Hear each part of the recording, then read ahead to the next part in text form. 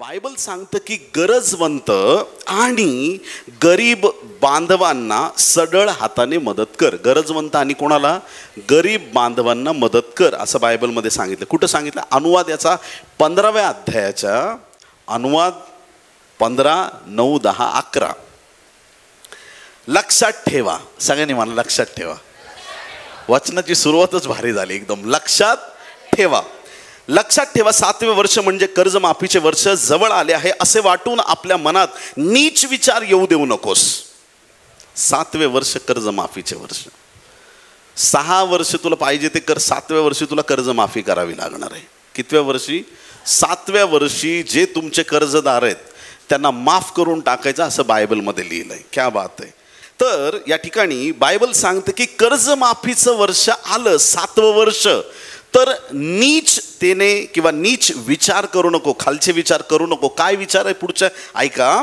आपल्या दरिद्री बांधवाकडे अनुदार दृष्टीने पाहून तू त्याला काही दिले नाहीस आणि त्याने तुझ्या विरुद्ध परमेश्वराकडे गारणे केले तर तुला पाप लागेल. एखादा दरिद्री व्यक्ती आहे तुझा भाऊ, तर त्याच्याकडं हीन वृत्तीने पाहू नको, त्याला कमजोर समजून. गरीबाला कसे लेखतात लोक?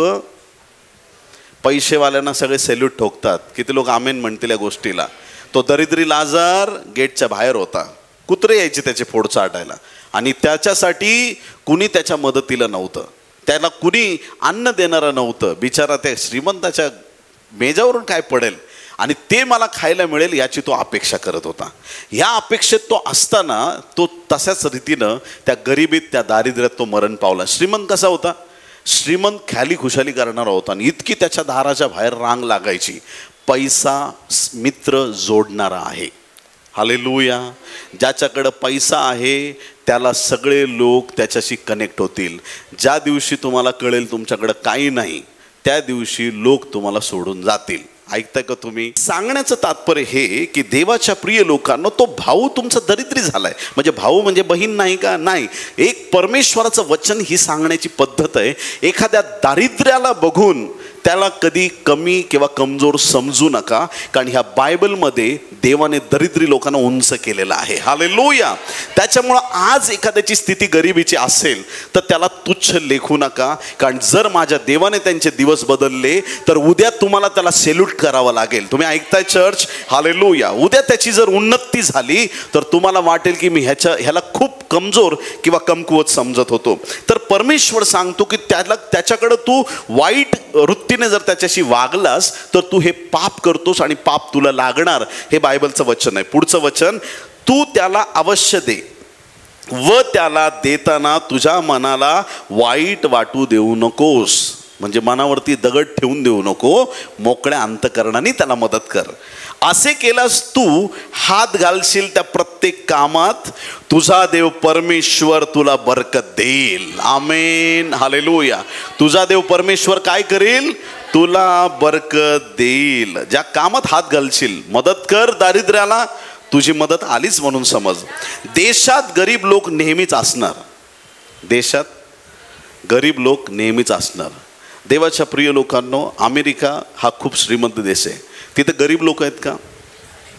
अजिबात आहेत. अजिबात आहेत. Praise the Lord. हालेलुया. बायबलचं वचन किती जिवंत आहे बघा. जगात श्रीमंती किती वाढू द्या, पण गरीब लोक जगात राहणारच. काय कारण असेल? कारण श्रीमंत लोक जे जगातले आहेत ते गरिबांना ओरबाडून श्रीमंत होत आहेत. देशात गरीब लोक नेहमीच असणार. म्हणून मी तुला आज्ञा देतो की तुझ्या देशातल्या गरजवंत आणि गरीब बांधवांना सढळ हाताने मदत कर.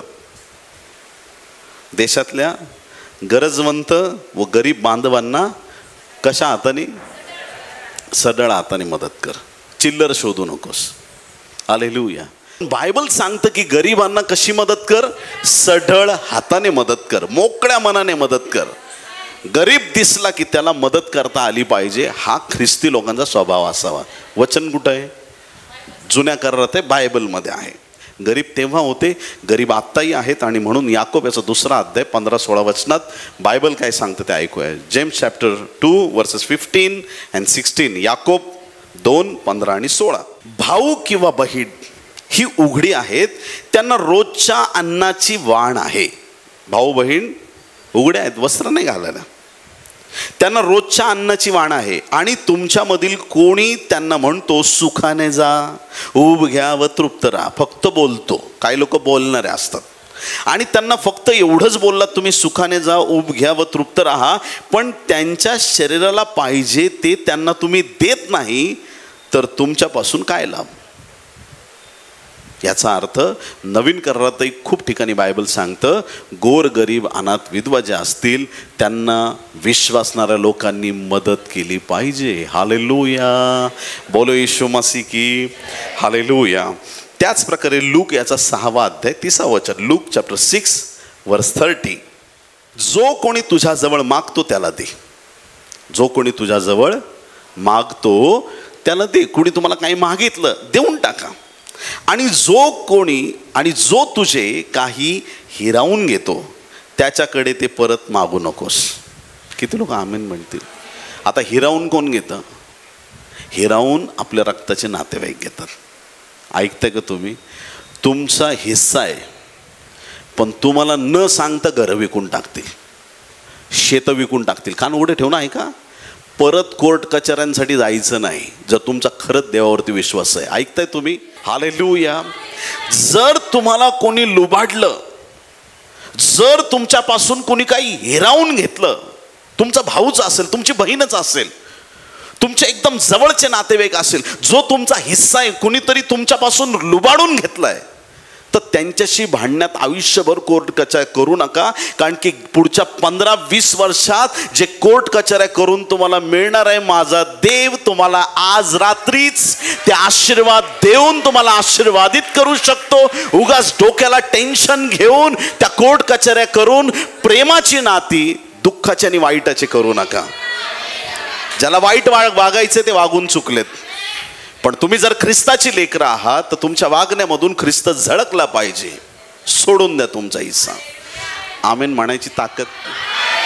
तुम्ही कोणाचे वारसदार आहेत? मी कांबळेंचा वारसदार आहे. हालेलुया. हा जो अभिमान आहे ना, तोडून मोडून फेकून द्या. आम्ही ख्रिस्ताचे वारसदार आहोत. प्रभु जो तेरा है वो सब मेरा, सब कुछ मैं तुझे देता हूं. जो तेरा है वो सब. कुणाचे वारसदार? ख्रिस्ताचे. आता ज्या वेळेस तुम्ही गरीबाला मदत करता, गरीब आहे त्याला मदत करता, त्यावेळेस तुम्ही आत्मिक दृष्ट्या काहीतरी करत असता. ते काय ते वचन बघा, आता एकदम शॉक बसणार आहे. ऐका, नीतिसूत्रे 19 आणि 17. जो दरिद्र्यावर दया करतो तो परमेश्वराला उसने देतो. काय? आकाशाचा पृथ्वीचा निर्माण करता परमेश्वर ज्यांनी सगळं बनवलंय, गरीबाला दिलं त्या देवाला उसनं. प्रभू तुला उसनं दिलंय मी. आपली लायकी आहे का? पण प्रभू म्हणतोय की जो दरिद्र्याला, जो कंगाल आहे, जर त्याच्यावर तुम्ही दया केली तर तो परमेश्वराला उसने देतो. त्याच्या सत्कृत्यांची फेड तो गरीब माणूस करील, तो कंगाल करील. तुम्ही आज गरीबाला केलं तर तुम्ही देवाला उसनं देताय आणि तुमच्या सत्कृत्याची फेड तो कंगाल दरिद्री रस्त्यावरचा करणार नाही. तुमचा देव, तुमचा परमेश्वर तुमची परतफेड करेल.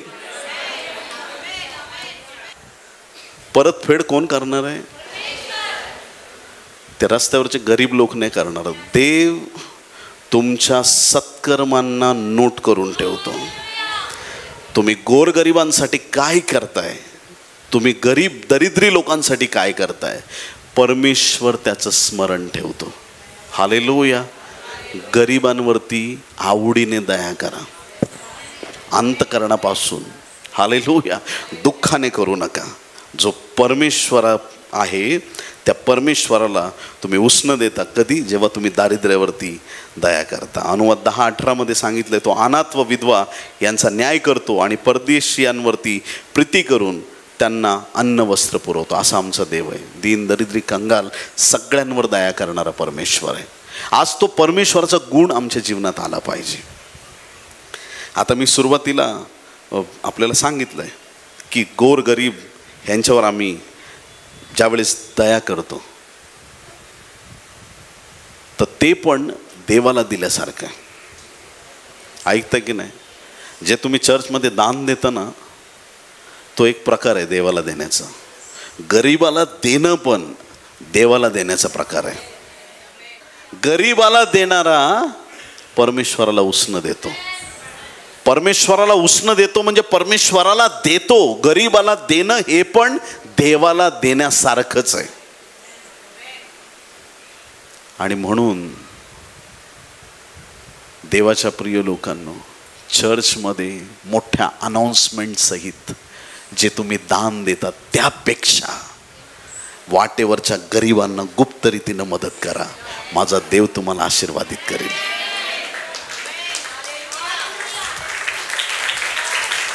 ह्या भावाकडून एवढे, त्या बहिणीकडून एवढे. मग ह्याला रीस लागते, तो म्हणतो पुढच्या रविवारी तर याच्या वरतीच देणार मी. कॉम्पिटिशन, कोणी किती दिलं, कोणी काय दिलं. पण बायबल सांगतं जेव्हा तू देतोस, एका हाताचं दुसऱ्या हाताला कळू देऊ नको, एवढ्या गुप्त रीतीनं दे. आणि जे गुप्त रीतीनं देतात देव त्यांनाच उघड रीतीनं आशीर्वादित करतो. आणि जेव्हा तो उघड रीतीनं तुम्हाला आशीर्वादित करेल, लोक ओळखतील की यांनी गुप्त रीतीनं देवाला दिलंय. देवाची ही गणित आहेत, हे आपल्याला कळाली पाहिजे. त्याच प्रकारे रोम याचा 12वा अध्याय आणि 13वा वचन, रोमन चॅप्टर 12 वर्स 13. पवित्र जनांच्या गरजा भागवा, आतिथ्य करण्यात तत्पर असा. पवित्र जनांच्या गरजा भागवा. जे पवित्र जन आहेत, जे पवित्रतेची ॲक्टिंग करतात, त्यांच्या गरजा भागवू नका. किती लोक आमेन म्हणतील? लोकांना आज माइंडसेट असा पक्का झालेला आहे. सायकल, शबनम, पांढरा मळालेला शर्ट, मी पाळक, मी आलो, बायबल, देवा सच्चा दास. पेहरावावरून कुठल्या दासाला ठरवू नका. कधीच कुठल्या दासाची पारख त्याच्या कपड्यावरून करू नका. त्याच्याकडे कोणता अभिषेक आहे तो ओळखायला शिका. ऐकता तुम्ही चर्च? हालेलुया. आणि म्हणून देवाच्या प्रिय लोकांनो, खूप वेळा असं आपल्या समजण्यात गडबड होते आणि आपण विचार करतो की मी देतोय पण मी ब्लेस का नाही होत.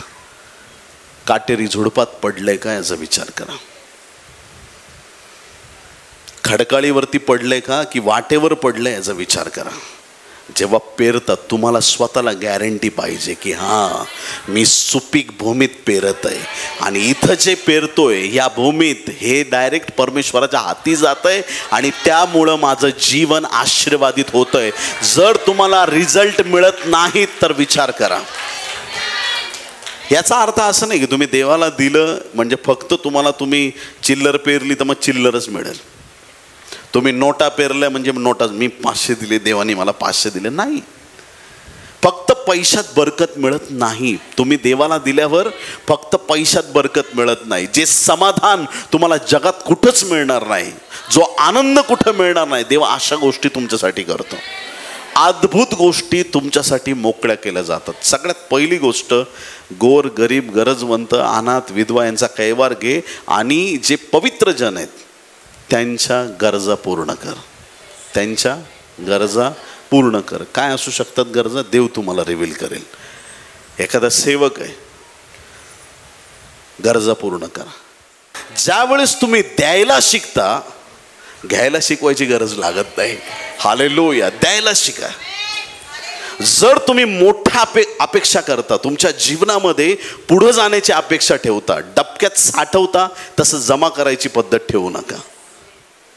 पवित्र जनांच्या गरजा भागवा, गोरगरिबांना मदत करा. हे देवाला देणं आहे. दुसरी गोष्ट आपण पुढं शिकू शकतो की दान, प्रथम फळ, दशमांश ह्या गोष्टी आपण देवाच्या भांडारात दिल्या पाहिजेत, देवाच्या राज्यासाठी दिल्या पाहिजेत. नीतिसूत्रे 3 अध्याय 9 आणि 10 वचन, प्रोव्हर्ब्स चॅप्टर 3 वर्सेस 9 and 10. तू आपल्या द्रव्याने व आपल्या सर्व उत्पन्नाच्या प्रथम फळाने परमेश्वराचा सन्मान कर, म्हणजे तुझी कोठारे समृद्धीने भरतील, तुझी कुंडे नव्या द्राक्षरसाने भरून वाहतील. जे काही तुला मिळतं त्याच्या उत्पन्नाच्या प्रथम फळाने, सगळ्यांनी म्हणा प्रथम फळाने. उरले सुरलेला कचरा आणायचं नाही देवासाठी. कुठलं फळ? प्रथम फळ. आज तुमची बुदली भरलेली आहे, त्याच्यातून पहिला जो मग बाहेर काढणार, पहिलं जे प्रॉडक्ट तुम्ही बाहेर काढणार ते देवाच्या चरणी ओतलं पाहिजे. किती लोक आमेन म्हणतील? बायबलचं पवित्र वचन आहे की तू आपल्या द्रव्याने व आपल्या सर्व उत्पन्नाच्या प्रथम फळाने परमेश्वराचा सन्मान कर. देवाचा सन्मान या रीतीनं आपण करू शकतो. मोठी आराधना करूनच देवाचा सन्मान होतो असं नाही. हा पण एक तुमच्या आराधनेचा प्रकार आहे. आणि ह्यातून तुम्ही देवाला दाखवते की हे देवा, माझ्या उत्पन्नापेक्षा माझं तुझ्यावर जास्त प्रेम आहे. हालेलुया. पैशापेक्षा माझं तुझ्यावर जास्त प्रेम आहे, हे त्याच्यातून सिद्ध होतं. मला कितींदा सगळ्यांचं तोंडपाठ वचन पण वाचूया. आज ओघात आलोय तर सोडायला नको, वाचूया. मला की 3रा अध्याय 10वं वचन. सेनाधीश परमेश्वर म्हणतो, माझ्या मंदिरात अन्न असावे म्हणून सगळा दशमांश तुम्ही भांडारात आणा, म्हणजे मी आकाश कपाटे उघडून जागा पुरणार नाही एवढ्या आशीर्वादांचा तुमच्यावर वर्षाव करतो की नाही याविषयी माझी प्रचिती पहा. कशाचा वर्षाव? आशीर्वादाचा वर्षाव. म्हणजे वर्षाव, पाऊस. सगळ्यांनी म्हणा पाऊस. जोरात म्हणा पाऊस. कसला पाऊस? पाण्याचा, आशीर्वादाचा पाऊस. हालेलुया. आशीर्वादाचा पाऊस म्हणजे पाऊस पडल्यावर काय होतं? आपण भिजतो. पहिली गोष्ट भिजलो, मग नंतर भिजलो, मग नंतर पाणी वाहत जातं, समुद्र भरतात, नद्या भरतात, सगळीकडून ओसंडून वाहायला लागतं पाणी. पाऊस पडल्याच्या नंतर सगळीकडे हिरवगार होतं. आणि देवाचा पाऊस पडला तर आशीर्वादाचा, तुमचे खिसे बिसे सगळे फुल होतील ना. हालेलुया. तुमचा आत्मा फुल होईल, तुमचं जीवन फुल होईल, आशीर्वाद ओसंडून वाहतील जेव्हा तो त्याचा वर्षाव पाठवेल. खरंच सांगतो देवाच्या प्रिय लोकांना, अनुभव घेऊन पहा. कोण म्हणतं इथं? परमेश्वर म्हणतो माझी प्रचिती पहा. चेक करून बघा होतंय की नाही, असं लिहिलंय. प्रचिती पाहणं म्हणजे काय? चेक करून बघा. प्रचिती पहा म्हणजे चेक करून पहा, तपासून पहा. खरंच इथं लिहिलंय हे खरं आहे का? चेक करा तुम्ही.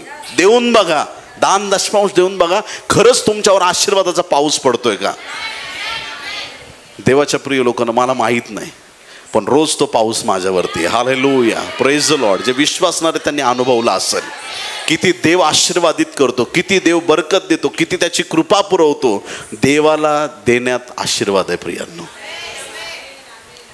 आता काही लोकांनी तत्व आणलेत काहीतरी. जुन्या करारात दशमांश होता, नवीन करारात दशमांश नाही, असं काही लोक शिकवतात आत्ता सध्या. बरं, जुन्या करारात दशमांश का द्यायचे? एक घराणं होतं आणि त्या घराण्याला मंदिराची सेवा दिली होती. कुठलं घराणं? 12 पैकी लेवीचं घराणं. आता या याजकांना, मुख्य याजकाला, लेवी घराण्याला त्यांना काही शेती बिती दिली नव्हती देवाने. त्यांच्या वाट्याला जगातल्या गोष्टी दिल्या नव्हत्या. त्यांना फक्त मंदिराची सेवा होती. आता त्यांना सांभाळण्यासाठी आणि मंदिराच्या सगळ्या कामासाठी हे दान दशमांश यायचं. त्याच्यावरती सगळ्यांच्या गरजा पूर्ण केल्या जायच्या, असा जुना करार होता. मग आता नवीन करारात आपण देवाचे मंदिर आहेत. नवीन करारामध्ये जी सेवा आहे ती बंद झाली का? जर सेवा बंद झालेली नाही आणि अजून अशी काही व्यवस्था आलेली नाही की पालकांची तोंड बंद करण्यात आलेत, खाऊ शकत नाही, जर आजही त्या गरजा आहेत ज्या त्या काळात होत्या, परमेश्वर त्याची योजना बंद कशा करेल? जे देवाने नियम घालून दिलेत किंवा ज्या गोष्टी दिलेल्या आहेत. उलट मी पवित्र शास्त्रातून तुम्हाला प्रूव्ह करू शकतो की दशमांश देऊ नका, दशमांशापेक्षा जास्त द्या. का? कारण की येशू ख्रिस्ताने स्वतः म्हटलंय की हे सदुकी परुषी दशमांश घेतात, पण तुम्ही त्यांच्यापेक्षा जास्त धार्मिक आहे. धार्मिक जास्त आहे तर मग 11% तरी दे देवाला. हालेलुया. Praise the Lord. हा संदेश कोणासाठी आहे? की ज्याला वाटतंय की देवा बस झाली गरिबी, आता माझ्या जीवनासाठी आशीर्वाद पाहिजेत, मी असमाधानी जीवन जगणार नाही, माझ्यासाठी उन्नतीचे आणि आशीर्वादाचे दिवस पाहिजेत, त्यांच्यासाठी हा संदेश आहे. देवाच्या प्रिय लोकांनो, बायबलचं वचन सांगतं की दिल्याने तुम्हाला आशीर्वाद प्राप्त होतो. आकाशातून पाऊस पडावा तर तशा प्रकारचे आशीर्वाद तुमच्या जीवनात येतात. उधळ्या पुत्र, लूकच्या 15व्या अध्यायात खूप सुंदर घटना दिलेली. 12व्या वचनात बायबल सांगतं की त्या 2 भावांपैकी एक थोरला होता, एक धाकटा होता. धाकट्याने वाचू आपण लूक 15वा अध्याय 12 वचन. त्यापैकी धाकटा बापाला म्हणाला, बाबा मालमत्तेचा माझा वाटा मला द्या. बाबा मालमत्तेचा माझा वाटा मला द्या. तेव्हा त्याने आपल्या मिळकतीची त्यांच्यात वाटणी केली. धाकट्याने संपत्ती घेतली, तो निघून गेला, सगळी उडवली. तो परत आला, बापाने त्याला स्वीकारलं. तुम्हाला माहिती आहे की काय काय त्याच्या जीवनात परिस्थिती आली. धाकट्याने जी संपत्ती नेली होती ती कुठं आहे? संपत्ती उडवली, संपली ती. एक सरळ साधा सोपा प्रश्न याच्यात, बापाची संपत्ती संपली जी मुलाला मिळाली होती, पण बापाचं प्रेम संपलं का? संपला विषय तिथंच. हालेलुया. एक असा साठा बापाकडे आहे की जो कधी संपतच नाही. उधळ्या पुत्र बापाच्या घरात होता तरी त्याच बापाचा मुलगा होता. बापाच्या विरोधात गेला आणि पैसा मागितला तरी पण त्याच बापाचा तो मुलगा आहे. नातं तुटत नाहीये. बाप आणि मुलाचं नातं तुटत नाही. तो उधळ्या पुत्र, डुकरा पुढच्या शेंगा, त्या टायमिंगला सुद्धा तो त्याच बापाचा पुत्र आहे. नातं तुटत नाहीये प्रियांनो. का? कारण की बापाचं प्रेम संपत नाही. पैसा संपला, प्रेम संपलं नाही. म्हणून पैशापेक्षा मोठी गोष्ट प्रेम आहे. देव प्रीती आहे. हालेलुया. त्याच्यामुळं कधीच प्रेमात खंड पडू देऊ नका. Praise the Lord. काही लोकांचं रेग्युलेटर पैशावरती, खिशे भरलेले असले की खूप हसतात. ज्या दिवशी खिशे रिकामे एकदम 12 वाजलेले, चेहरे वगैरे उतरलेले, काय झालं बरं? काय नाही, काय सांगू आता तुम्हाला. Praise the Lord. हालेलुया. हा एक्साइटमेंटचा ग्राफ खालीवर नकोय. आत्म्यात तुम्ही नेहमी संपन्न असणं गरजेचं आहे. निरंतर, हमेशा प्रभु में हमेशा आनंद करो. फिर से कहता हूं, आनंद करो और सिर्फ आनंद ही करो. हमेशा आनंद करो. नेहमी आनंद करा. प्रभूमध्ये निरंतर आनंदी असा. हे देवाचं वचन आहे. उधळ्या पुत्राने पैसा उडवला पण बापाचं प्रेम संपलं नाही. देवाच्या प्रिय लोकांनो, सारफतची विधवा, पहिले राजे 17वा अध्याय 6 ते 16 वचनामध्ये एलियाच्या काळातली सत्य घटना आहे. करिंद ओळावरती एलिया जाऊन थांबलेला आहे. देवबापाने त्याला सांगितलं, दुष्काळ सुरू झाला, पाणी वाहत आहे ओळाचं. जसं पाणी वाहतंय, एलिया पाणी पितोय. जेव्हा जेवणाचं काय, कावळे पाठवतो. कावळे यायचे सकाळ आणि संध्याकाळ. हे स्विगी झोमॅटोवाले लेट होतील पण कावळे कधी लेट झाले नाही. किती लोक आमेन म्हणतील? कारण कावळ्याला कुणाची आज्ञा होती? कधी कधी काय ट्रॅफिक में फंस गया था, बाइक इधर से निकाला, लेट हो गया तुम्हारा खाना. पण कावळे बरोबर टायमिंग वरती यायचे, सकाळी आणि संध्याकाळी. देव त्याचा टायमिंग कधी चुकवत नाही प्रियांनो. हालेलुया. Praise the Lord. बरोबर त्याला सकाळ संध्याकाळ नॉनव्हेज. ज्या काळामध्ये चांगल्या लोकांना अन्न मिळत नसेल, दुष्काळ होता ना, ज्या काळात चांगल्या धनवानांना काटकसरीत जगावं लागत असेल, त्या काळात आपलं एलिया रोज नॉनव्हेज. किती लोक आबेन म्हणणार आहेत? हालेलुया. आता एक दिवशी प्रभू म्हटलं, बस झालं नॉनव्हेज, चल आता भाकर खायची. आणि मग काय, ते पाणी व्हायचं थांबलं, कारण दुष्काळच होता, पाऊसच पडला नाही.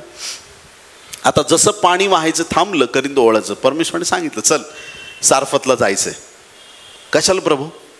चल, तू विधवेला आज्ञा केली, तुला अन्न द्यायची. अच्छा, मला वाटलं एखाद्या राजाच्या दरबारी पाठवशील. विधवा आहे ती. विधवा म्हणजे गरीबच असेल. बट ठीक आहे, चला जाऊया. तिथं जाऊन पोहोचला. एक विधवा काटके जमा करते. हॅलो, आलोय मी.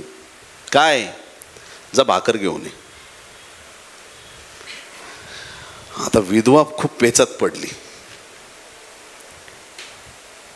तिने डायरेक्ट परमेश्वराच्या जीविताची शपथच घेऊन टाकली. देवाच्या दासापुढं काय खोटं बोलायचं. परमेश्वराच्या जीविताची शपथ.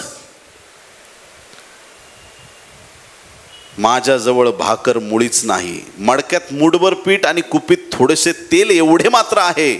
मी 2 गाठक्या जमा करीत आहे. मग मी घरी जाऊन माझ्यासाठी व माझ्या आपल्या मुलासाठी ते तयार करीन. ते आम्ही खाऊ आणि मग मरू. काय प्लॅन आहे. हालेलुया. बोलो येशू मसीह की. कसा प्लॅन वाटला तुम्हाला. विधवेचा प्लॅन कसा वाटला. हे बघ, माझ्याकडे भाकर बिकर नाही, थोडंसं पीठ आहे, थोडंसं तेल आहे, घरी जाते, भाकर बनवते, मी खाते, मुलगा खाते, खाऊ आणि मरू. काही काही लोकांचे प्लॅन खूप तगडे असतात. काही लोकांना इंटरफिअर केलेलं आवडत नाही. देवाच्या दासाने विचारलं ना, कसा आहे तुमचा मुलगा, कसं चाललंय तुमचं, काय, तुम्हाला काय करायचं ते आम्ही आमचं बघू, खा आणि मारा.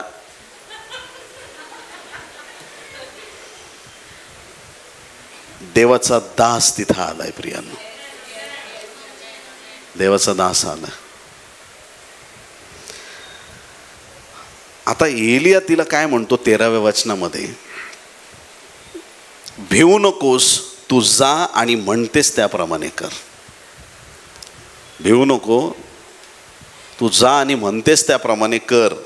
पण त्यापूर्वी खा मर, तुझा काय प्लॅन आहे ते नंतर बघ. पण तुझ्या योजनेच्या आधी एक काम कर. त्यापूर्वी माझ्यासाठी एक लहानशी भाकर भाजून आण, नंतर आपल्यासाठी व आपल्या मुलासाठी भाज. इस्रायलाचा देव परमेश्वर म्हणतो, परमेश्वर पृथ्वीवर पर्जन्यवृष्टी करील त्या दिवसापर्यंत तुझे पिठाचे मडके रिकामे होणार नाही आणि तेलाची कुपी आटणार नाही. हालेलुया. तिने जाऊन एलियाच्या सांगण्याप्रमाणे केले. तो ती व तिचे कुटुंब ह्यांचा त्यावर पुष्कळ दिवस निर्वाह झाला. हालेलुया. पहिली भाकर एलियासाठी. सगळ्यांनी म्हणा, पहिली भाकर एलियासाठी. पहिली भाकर एलियासाठी. दुसरी नाही, तिसरी, पहिली भाकर एलियासाठी. पहिली भाकर एलियासाठी. जशी तिने प्रभूला धन्यवाद देऊन ती पहिली भाकर बनवली असेल, एलियाची भाकर रेडी झालीये. पीठ संपलं, तेल संपलं. अगं आई काय म्हणतेस तू, परत बघ आतमध्ये. अरे पीठ आहे, तेल आहे. हालेलुया. बोले येशू मसीह की. माझा देव आज नंतर तुम्हाला थक्क करणार आहे. तुम्ही शॉक व्हाल. तुमचे आशीर्वाद संपणार नाहीत. तुमचे आशीर्वाद संपणार नाहीत. तुम्ही थक्क व्हाल. तुमच्याकडे पाहणारे आश्चर्यचकित होतील. अशी बरकत आणि असा आशीर्वाद देव तुमच्या जीवनाकडे पाठवत आहे. एलियासाठी विधवेने दिलं, तिने देवाला दिलं. तिने प्रभूच्या दासाला दिलं, म्हणजे तिने प्रभूलाच दिलं. कारण एलिया जगला पाहिजे. किती लोक आमेन म्हणतील. का जगला पाहिजे. अरे ज्यांनी पाऊस बंद केला त्याला उघडावात पण लागल ना. एलियालाच घेऊन गेले तर चावी घेऊन एलिया काय होईल. पृथ्वीवर पाऊसच पडणार नाही, कारण चावी एलियाकडे आहे. हालेलुया. अभिषिक्त जगला पाहिजे. खूप गरजेचं. एक अभिषिक्त जिवंत राहिला, त्याच्याद्वारे खूप लोक आशीर्वादित होणार आहे. एलिया खूप महत्वाचा आहे. खूप महत्वाचं आहे. कारण पुढं जाऊन त्याला खूप गोष्टी करायच्या. त्या विधवेचं देणं परमेश्वराने पाहिलं आणि तिच्यासाठी आशीर्वाद मोकळे झाले. जिचं प्लॅन होतं मरण्याचं, देवाने तिला जगवलं. ज्यांना वाटतंय आता सगळं संपलं, ते संपण्याच्या आधी काहीतरी देवाचा गौरव करा. परमेश्वर असा मिरॅकल करेल का तुमची सगळी स्टोरी तो बदलून टाकेल. हालेलुया. Praise the Lord. ज्यावेळेस आपण देतो तर त्यावेळेस एक वृत्ती असते देण्याची. काही लोकांची वृत्ती असते की थोडासा दिखावा करत द्यायचं 4 लोकांमध्ये, हे घ्या जरा दाखवून. ती वृत्ती नको आहे. आणि काही लोक एकदम जीवावर आल्यासारखं देतात. काय आता द्यावं लागणारच. दुसरे करीत 9 अध्याय 6 ते 8 वचन. हे ध्यानात घ्या की जो हात राखून पेरतो तो त्याच मानाने कापणी करील. हात राखून पेरणं म्हणजे कंजूस माणसासारखं पेरणं. 10 एकर जमीन आहे आणि तुम्ही म्हणता माझ्याकडं खूप पोते गहू आहे, पण एवढ्या शेतात मी फक्त पाव किलो गहू पेरणार. पीक कसं येईल? तसंच येईल का? भरभरून पीक येईल का? नाही, मी एवढंच पेरणार पण मला पीक जास्त पाहिजे. जास्त पीक येण्यासाठी जास्त पेरावं. सिंपल, काहीच कठीण गोष्ट नाही. जो हात राखून पेरतो, काटकसरीने पेरतो, त्याच मानाने कापणी करील. आणि जो सढळ हाताने पेरतो तो त्याच मानाने कापणी करील. भरभरून जो पेरतो तो त्या मापाने कापणी करील. प्रत्येकाने आपापल्या मनात ठरवल्याप्रमाणे द्यावे.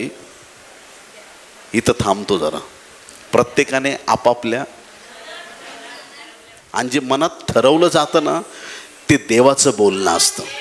जे मनात तुमच्या टाकलं जातं ना की तुला हे द्यायचंय, ते बोलणं माणसाचं नसतं, ते तुमच्या मनात डायरेक्ट देव बोललेला असतो. पण जे लोक पुढे जाऊन प्लॅन चेंज करतात, देव पण पुढचे प्लॅन चेंज करत असतो. तुला काय प्राप्त होणार आहे पुढे जाऊन ते पण मी चेंज करतो. मनात ठरवल्याप्रमाणे द्यावे. दुःखी मनाने किंवा देणे भाग पडते म्हणून देऊ नये. कोणत्या मनाने? दुःखी मनाने द्यायचं नाही. नाही दिलं तरी चालेल, पण ते रडत द्यायचं नाही. रडत रडत द्यायचं नाही. एकदम दुःखी मनाने घे देवा. तुम्हाला असं वाटतं घे देवा म्हटलं, देव पण म्हणाल घे. देव म्हणाल तुझं बीज जाळालं, कारण तू जे दिलंस ते तू योग्य रीतीने दिलं नाही. दुःखी मनाने. आफ्रिकन चर्चेसमध्ये मी स्वतः बघितलंय, हे असं ऑफरिंग चालू असलं ना कधी, ते वाजवणारे वाजवतात, गाणे विणे सगळे त्यांचे एकदम खतरनाक. अख्खं चर्च नाचत येतं पुढे. देव पण त्यांना खूप ब्लेस करतो प्रियांनो. हालेलुया. इथं डान्स सोडा. तोंडावर असे हावभाव असतात देताना. गेली राव माझी नोट गेली. आज काय खरं नाही माझं. दुःखी मनाने देणे भाग पडते. देणे भाग पडते म्हणजे पाळक आलाय घरी, आता द्यावंच लागेल. काही काही लोक तर दरवाजेच उघडत नाहीत. पाळक घरी आला तर लोकांना थरथर कापवतो. आला आता याला काहीतरी द्यावं लागेल. काही नाही दिलं तरी चालेल, सन्मान द्या, प्रेम द्या. देणे भाग पडते म्हणून देऊ नये, कारण संतोषाने देणारा देवाला प्रिय असतो. कसा देणारा? संतोषाने, एकदम आनंदाने द्यायचं. आणि जर तुमच्या मनात दुःख असेल तर देऊच नका. तुमच्या पैशावरती देव थांबलेला नाही. संतोषाने एकदम, तुम्हाला गॅरंटी पाहिजे योग्य ठिकाणी दिलंय, मला जे देवाने सांगितलं तेच दिलंय, बेस्ट दिलंय, माझं उत्तम दिलंय, देव मला आशीर्वादित करणार. जर तुम्हाला पुढचे कॉन्सिक्वेन्सेस आशीर्वादाचे बघायचे, त्या पद्धतीनेच त्याच प्रोटोकॉलने द्यावं लागेल. संतोषाने देणारा देवाला आवडतो, देवाला प्रिय आहे. बाकी दुसरं काही नाही. का द्यायचं? पुढच्या 8व्या वचनात सांगितलंय, सर्व प्रकारची कृपा तुमच्यावर विपुल होऊ देण्यास देव समर्थ आहे, यासाठी की तुम्हाला सर्व गोष्टीत सगळा पुरवठा नेहमी होऊन, सर्व गोष्टीत सगळा पुरवठा नेहमी होऊन प्रत्येक चांगल्या कामासाठी सर्व काही तुमच्याजवळ विपुल व्हावे. सर्व काही तुमच्याजवळ विपुल व्हावे. कसं आहे की आपण देताना ठरवून देऊ शकतो किंवा लिमिट आहे आपल्या देण्याला कुठंतरी. एखाद्याला बिचाराला 20,000 पगार आहे, ज्याची मिळकत 20,000 आहे तो 25,000 नाही देऊ शकत. ऐकतं, तुम्हाला समजून घ्यावं लागेल. 50,000 पगार आहे तो 1,00,000 नाही देऊ शकत देवाला. तुम्ही काहीतरी देव तुम्हाला सांगेल, तुमच्या मिळकतीतला भाग सांगेल, तो तुम्हाला द्यायचा आहे. आपल्या देण्यासाठी लिमिट आहे, पण ज्यावेळेस देव देतो त्यावेळेस त्याने काय शब्द वापरलाय, सर्व काही तुमच्याजवळ विपुल व्हावे. म्हणजे पैसाच नाही, जेही तुमच्या गरजा आहेत त्या सगळ्या गोष्टींमध्ये विपुलता असेल. विपुल व्हावे म्हणजे तुमच्याकडे असं 5,000 लोकांना भोजन दिलं, किती टोपल्या उरल्या?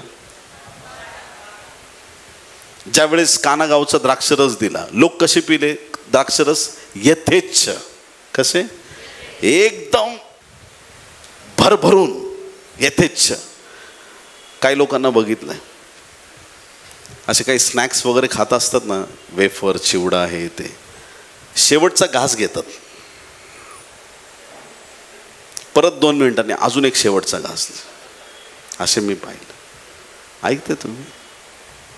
बरं, आता शेवटचा वाडा, ह्याच्यानंतर मी घेणार नाही. बरं ठीक आहे, अजून एकदा शेवटचा वाडा. कळतंय तुम्हाला?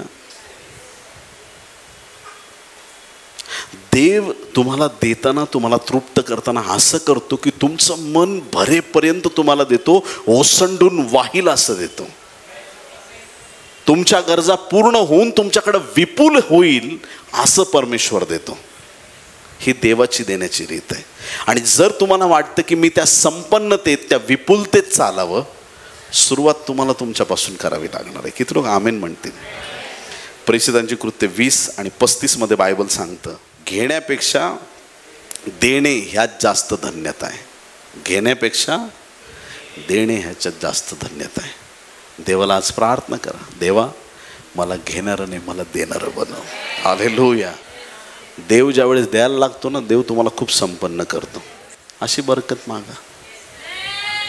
बायबल सांगतो तू राष्ट्रांना उष्ण देशील. कुणाला? देवाकडे प्रार्थना करा, मुझे लेने वाला नहीं देने वाला बना. हालेलुया. मला असा आशीर्वाद दे, तुझं गौरव होईल. मत्ती याच्या 26व्या अध्यायाच्या 6 ते 13 वचनामध्ये शिमोनच्या घरी येशू ख्रिस्ताला भोजनाचं आमंत्रण होतं. सन्मानाचं प्रतीक आहे की अभिषिक्ताला आपल्या घरी भोजनासाठी बोलवावं, आणि खूप मोठा सन्मान त्या शिमोनाला मिळाला. आता येशू एकटा जात नव्हता, 12 शिष्यांची फौज बरोबर असायचीच नेहमी.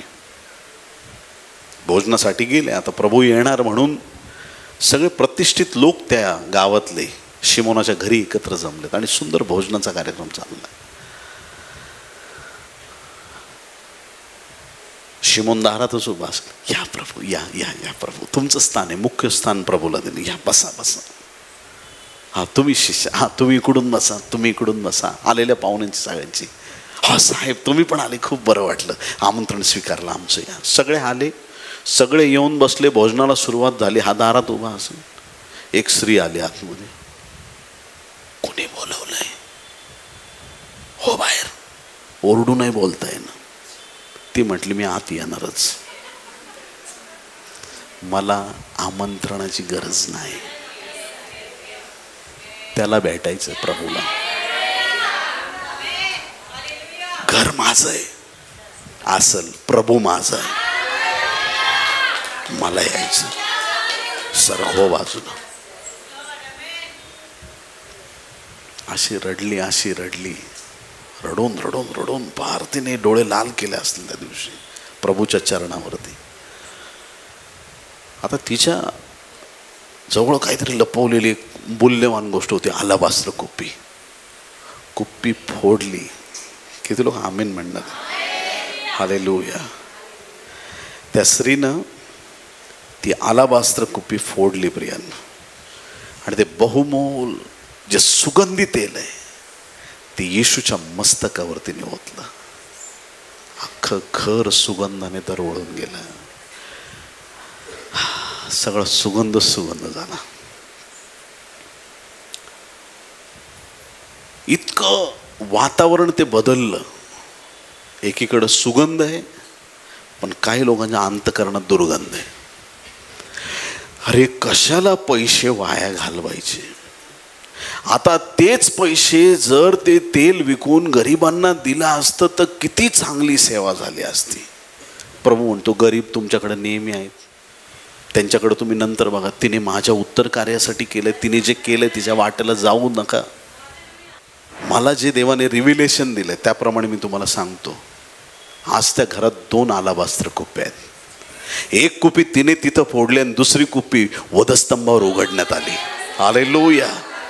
दुसरी कुपी स्वतः येशू ख्रिस्त आहे. प्रियानो, अख्खं जग देवाच्या सामर्थ्याने दरवळून निघालेलं आहे. या स्त्रीने ती अलाबास्त्र कुप्पी फोडून ते तेल दिलं, प्रभूसाठी ओतलं. तिच्या पातकांची क्षमा झाली. इन्स्टंट कापणी केली तिने, इन्स्टंट, जागेवर. एवढे सगळे धार्मिक लोक बसलेले आहेत ना, त्यांच्यापेक्षा ती श्रेष्ठ गणण्यात आली त्या दिवशी. बाकीचे बसलेत एकदम मस्त राजशाही थाटात जेवायला, पण ह्या एका स्त्रीच्या ह्या कर्तृत्वामुळे तिला श्रेष्ठ गणण्यात आलं. त्या स्त्रीचं मन प्रभूने पाहिलं, तिचा पश्चाताप प्रभूने पाहिला. तिने केलेली ही धार्मिकांपेक्षा वरचढ जी कृती होती ती प्रभूने पाहिली. आणि आज त्या घरामध्ये ती सगळ्यात आशीर्वादित प्रभूने तिला ठरवलंय, सगळ्यात आशीर्वादित. शिमोन, तुझ्या घरात आलो, तू काही विचारलं नाही, माझं एक साधं चुंबन घेतलं नाही. मी आलो तर तू मला साधारण रीतीनंच घरामध्ये एंट्री करायला लावली. मला एक ऑर्डिनरी माणूस बनवून टाकलं तू. अरे देवाचा पुत्र आहे ना. घरी आमंत्रण देऊन फक्त जगात नाव मोठं करायचं का सिमोनाला? तो येशू माझ्या घरी येऊन गेलाय. कशासाठी बोलवलं? आणि ह्या स्त्रीने बघ काय केलंय. तिची कृती श्रेष्ठ गणण्यात आली. तिने जेही प्रभूच्या चरणाशी केलं, तिने जेही आपलं समर्पण केलं, तिने जे अलाबास्त्र कुपी फोडून प्रभूच्या मस्तकावर टाकली, ही तिची कृती जी आहे ना, ती प्रभूला खूप बरी वाटली, आनंद वाटला प्रभूला तिच्या ह्या कर्तृत्वाचा. आणि त्याच्यामुळं प्रभू म्हणतो, सर्व जगात जेथे जेथे ही सुवार्ता गाजवतील तेथे तेथे हिने जे केले तेही हिच्या स्मरणार्थ सांगतील. तिची आठवण निरंतर राहणार, तिची आठवण निरंतर राहणार. प्रभूने आपलं रक्त सांडलं, आपलं शरीर दिलं. ह्या देण्यामुळे देवबापाने फिलिपी 2 सांगितल्याप्रमाणे येशूला सर्वोच्च नाव दिलंय, सगळ्यात उंच केलं. देण्यात धन्यता आहे प्रियांनो. Hallelujah, praise Lord. सरते शेवटी मत्तई 6:19-21 ही वचनं काय डावलून चालत नाही ह्या विषयावरती. पृथ्वीवर आपल्यासाठी संपत्ती साठवू नका. आमेन. पृथ्वीवर आपल्यासाठी संपत्ती साठवू नका. एखाद्या माणसाने किती संपत्ती साठवली, बरोबर नेता येते? अशी काही व्यवस्था आहे का? बरोबर काहीही जाणार नाही. तुमची सत्कर्म तुमच्या बरोबर जातील. धन संपत्ती पैसा सगळं इथंच राहणार. मग इथं जे राहणार आहे त्याच्यासाठी परिश्रम कशाला? पृथ्वीवर आपल्यासाठी संपत्ती साठवू नका, तेथे कसर व जंग खाऊन नाश करतात आणि चोर घर फोडून चोरी करतात. पृथ्वीवर नका साठवू. मग कुठं साठवा? तर स्वर्गात आपल्यासाठी संपत्ती साठवा. कुठं साठवा? स्वर्गात. कुठं पैसे पाठवायचे? कुठली बँक आहे डायरेक्ट स्वर्गात पैसे पाठवणारी? कुठं बँक आहे अशी? कुठं पैसे दिले का स्वर्गात जमा होतील? काय केल्याने? देवाच्या प्रिय लोकांनो, आज आमच्या मनाला ही गोष्ट समजली पाहिजे. स्वर्गात संपत्ती साठवण्यासाठी ते पैसे देवाच्या हाती गेले पाहिजेत. मग फक्त ती संपत्ती पैशाच्या मोलाने नसते, तुमची सत्कर्म पण तुमची संपत्ती आहेत. तुम्ही जे चांगली कामं केलीत, ज्या ज्या गोष्टीमध्ये तुम्ही चांगलं मार्गदर्शन केलंय, एखादा व्यक्ती जीव द्यायला चाललाय, आत्महत्या करण्याच्या तयारीत आहे, त्याचं मन तुम्ही बदललं, त्याला प्रभूचं वचन सांगितलं, त्याला योग्य मार्गावरती आणलं, त्याचा जीव वाचल्यामुळे तुमचा आशीर्वाद मोकळा केला जाईल. ही तुमच्यासाठी स्वर्गात संपत्ती साठवली जाईल. आपल्यासाठी स्वर्गात संपत्ती साठवा. तेथे कसर्व जंग खाऊन नाश करत नाहीत व चोर घरफोडी करत नाहीत व चोरी करत नाही. स्वर्गात चोरी होत नाही. आमेन. आणि जर आमची संपत्ती स्वर्गात आहे, कारण जेथे तुझे धन आहे तेथे तुझे मनही लागेल. संपत्ती कुठली आपली? कुठं आहे आपली? जगात आहे की स्वर्गात आहे? जर आमची संपत्ती स्वर्गात साठवली तर आमची नजर नेहमी कुठं राहील? स्वर्गाकडे असेल. आणि ज्याची संपत्ती स्वर्गात साठलेली आहे त्याची नजर जगाकडे लागणारच नाही. त्याची नेहमी नजर देवाकडे लागलेली राहील. नेहमी त्या व्यक्तीचा ओघ परमेश्वराकडे राहील, कारण त्याला खात्री आहे की स्वर्गात माझी संपत्ती आहे. हालेलुया. आज या सगळ्या वचनातून एक गोष्ट आपण शिकलो की जर आम्हाला बरकत पाहिजे, आशीर्वाद पाहिजे, तर आम्ही गोरगरिबांना, देवाला, अभिषिक्तांना जिथं गरज आहे तिथं आम्ही उभं राहिलं पाहिजे. त्याद्वारे आमचे सगळे आशीर्वाद मोकळे केले जातात. आमेन. हालेलुया. बोलो येशू मसीह की. या आपण प्रार्थना करूया. प्रेमळ स्वर्गीय देवा, येशूच्या नावात आम्ही तुझ्या चरणाशी येऊन प्रार्थना करतो. आज जी वचनं आम्ही ऐकली, ज्यावर आम्ही मनन केलं प्रभू, जी तुझी तत्व आहेत, जे तुझे सिद्धांत आहेत प्रभू, ते पूर्ण आम्ही समजावेत. आणि प्रभू तुझ्या गौरवार्थ आम्ही पुढं पाऊल टाकावं, यासाठी तू आमचं सहाय्याने मदत कर. तू जिवंत आहेस, दयाळू, महान परमेश्वर आहेस. तुझ्या महानतेचा अनुभव प्रत्येकाला तू दे. आणि आज नंतर असे स्वर्गीय आशीर्वाद प्रभू प्रत्येकाच्या जीवनात उतरून येऊ दे की सगळे आशीर्वाद ओसंडून वाहतील. प्रभू पित्या, तुला धन्यवाद देतो. आमची प्रार्थना आज तू जमेस धरलीस. ही सर्व प्रार्थना येशूच्या गोड, पवित्र आणि सर्वोच्च नावात मागतो म्हणून पित्या ऐक. आमेन. आमेन. आमेन.